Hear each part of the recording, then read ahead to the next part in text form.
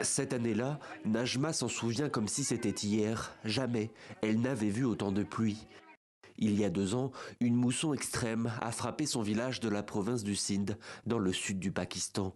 Toutes les maisons et les récoltes se sont retrouvées sous l'eau. Ses parents prennent alors une décision qui va bouleverser sa vie. L'inondation est arrivée et nos maisons se sont écroulées. Tous les animaux sont morts.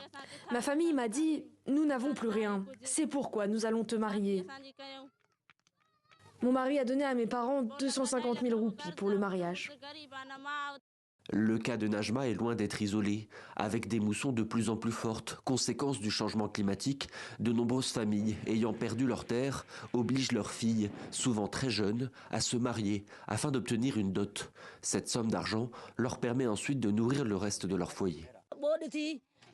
Maintenant, nous les marions jeunes parce qu'après les inondations, nous n'avons plus rien. La pauvreté a augmenté, les maisons se sont écroulées.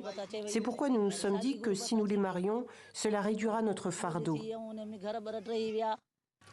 La loi pakistanaise interdit pourtant le mariage de filles et de garçons de moins de 18 ans. Mais dans les campagnes, la pratique perdure. Les travailleurs d'ONG appellent ces jeunes adolescentes forcées au mariage les fiancées des moussons. Et plus l'impact du changement climatique se fait ressentir, plus le phénomène augmente.